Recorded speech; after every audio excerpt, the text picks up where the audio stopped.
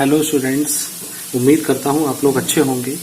ये 7th class का rainbow है, यूपी बोर्ड की इंग्लिश की किताब है और इसका लेसन नंबर 15 में आज कराने जा रहा हूँ।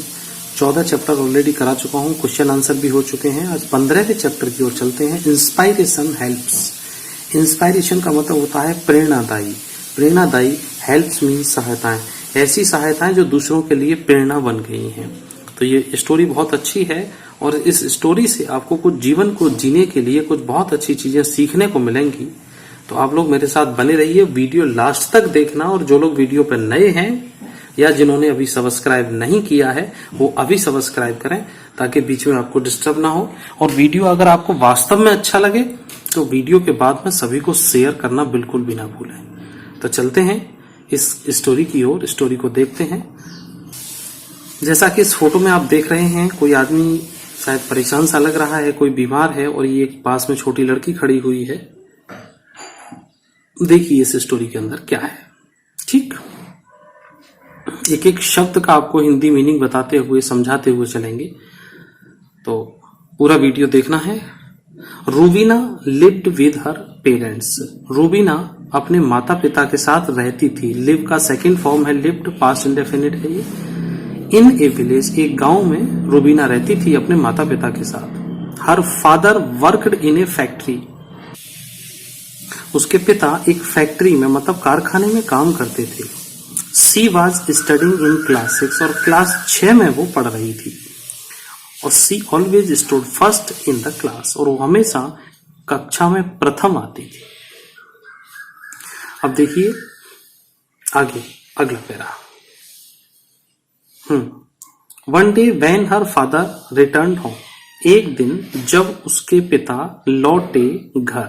ही वॉज फीलिंग वीक, वह कमजोर महसूस कर रहे थे। ठीक, ही टोल्ड हिज वाइफ, उन्होंने अपनी पत्नी को कहा, I am suffering from some serious disease and the treatment of this disease is very expensive. यहां से समझिए, ये जो इन्वर्टेड कोमा लगाया जाता है इसका मतलब है उस आदमी के कहे हुए बात हैं, पूरे शब्द ज्यों के त्यों हैं, हम इनको बदल नहीं सकते हैं। तो उसने कहा आई एम सफरिंग, मैं पीड़ित हूं, मैं परेशान हो रहा हूं। सफरिंग के बाद हमेशा फ्रॉम आता है बच्चों। सम सीरियस डिसीज, मैं किसी गंभीर बीमारी से परेशान हूं। And the treatment of this disease, और इस बीमारी का जो इलाज है इज वेरी एक्सपेंसिव, बहुत महंगा है। ऑन हियरिंग दिस का मतलब यह सुनकर, यह सुनते हुए, Rubina's mother become very sad, Rubina की माँ हो गई बहुत दुखी। हर फादर नीडेड रेस्ट, उसके पिता को रेस्ट की आवश्यकता थी, आराम की। So her mother started working in the factory in his place, तो उसकी माँ ने, रूबीना की माँ ने शुरू कर दिया काम करना उस फैक्ट्री में। इन हिज प्लेस, उसके स्थान पर, मतलब अपने पति के स्थान पर पत्नी वहां पे काम करने, रूबीना के पिता के स्थान पर रूबीना की माँ उस फैक्ट्री में काम करने लगी। Rubina stopped going to school as most of the time, Rubina ने बंद कर दिया गोइंग टू स्कूल, स्कूल का जाना, as most of the time, अधिकतर समय। She had to stay at home, वो घर पे रहती थी। To take care of her father, अपने पिता की देखभाल करने के लिए।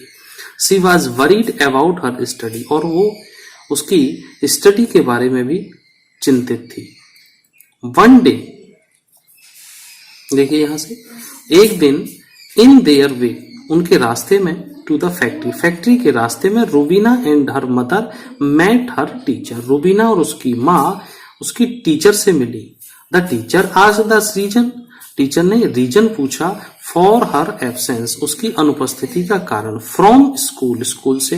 रूबीना सेड, रूबीना ने कहा, I am not going to school because my father is very sick and unable to work. अब रूबीना ने जो कहा है वो फिर इन्वर्टेड कोमा में आ गया क्योंकि वो उसके शब्द हैं। I am not going to school, मैं स्कूल नहीं जा रही हूं क्योंकि my father is very sick, मेरे पिता बहुत बीमार हैं। एंड अनएबल टू वर्क, और काम नहीं कर सकते हैं, वो काम करने में असमर्थ हैं। अगले पेज पे आओ।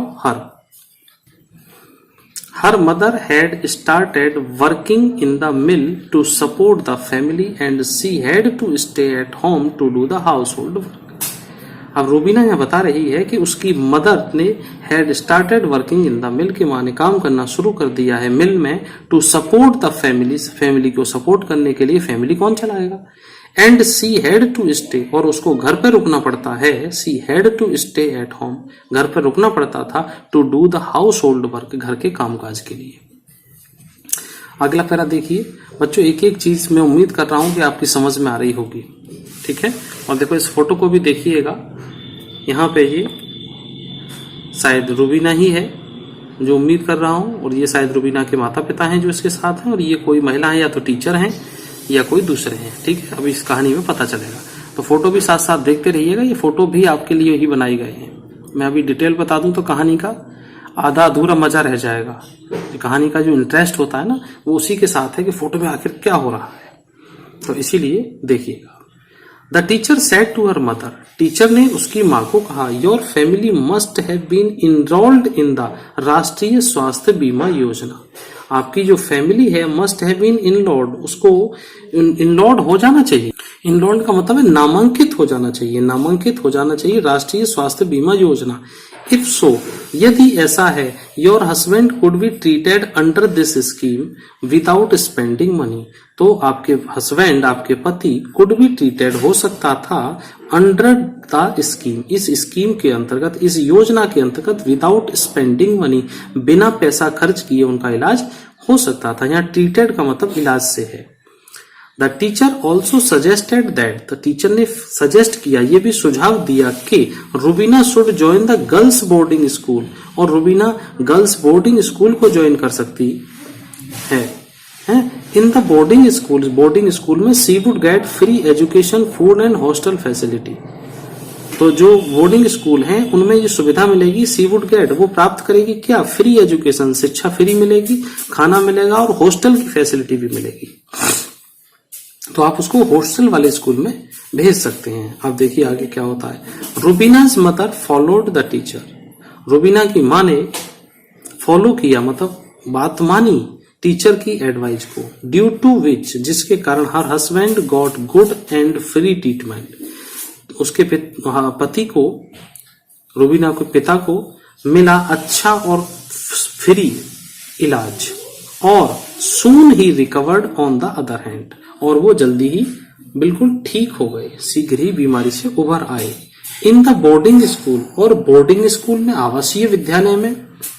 Rubina also completed her education, Rubina ने अपनी एजुकेशन को कंप्लीट किया विदाउट एनी हर्डल, बिना किसी रुकावट। हर्डल का मतलब होता है रुकावट।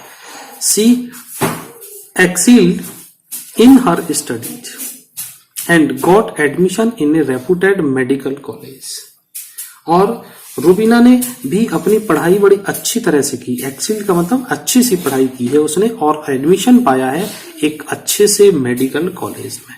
सी also got a scholarship to pursue her studies further. She also got, वो उसको भी मिला क्या? अच्छी स्कॉलरशिप भी मिली उसको, मतलब छात्रवृत्ति इसको कहते हैं, वो भी मिली उसको। टू परस्यू, परस्यू का मतलब आगे बढ़ाना, हर स्टडी, अपनी स्टडी को फर्दर, फर्दर का मतलब आगे, अपनी पढ़ाई को आगे जारी रखने के लिए उसको छात्रवृत्ति भी मिली।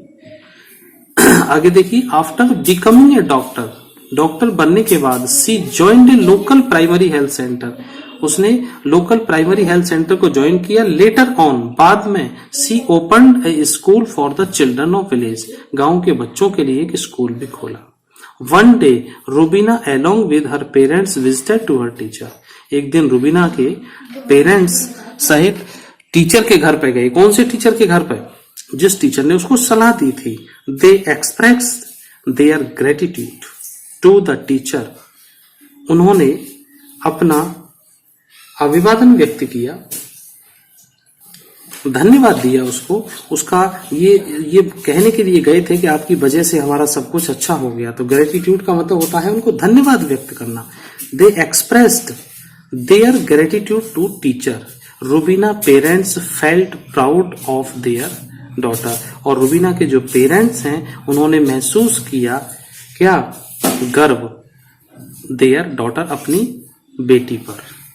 तो ये देखो अच्छी बात मोरल निकल के आता है यहाँ पे कि किसी टीचर ने उसको सलाह दी, और सलाह के आधार पर रूबीना भी एक डॉक्टर बन गई, हेल्थ सेंटर खोला, स्कूल खोला। ये सब किस वजह से हुआ कि एक टीचर ने सलाह दी थी कि आपके फादर का इलाज हो जाएगा और आपको अच्छी बोर्डिंग स्कूल में फ्री एजुकेशन मिल जाएगी। तो बच्चों देखो, कोई भी अगर आपको जीवन में सलाह देता है तो आप उसका एहसान चुकाने के लिए आपको धन्यवाद जरूर देना चाहिए। यही काम इन्होंने किया। They expressed their gratitude to their teacher. तो टीचर को धन्यवाद देने के लिए ये लोग उसके घर पर गए। ठीक है, इसी प्रकार से बेटा जीवन में कोई काम आता है तो किसी को भी धन्यवाद देना मत भूलिएगा। धन्यवाद देने के तरीके अलग अलग हो सकते हैं। जैसे मैं आज आपको पढ़ा रहा हूं तो मेरा धन्यवाद जब आप मेरे चैनल को सब्सक्राइब करें, दूसरे लोगों को बहुत ज्यादा भेजें अगर आपको वास्तव में अच्छा लगता है।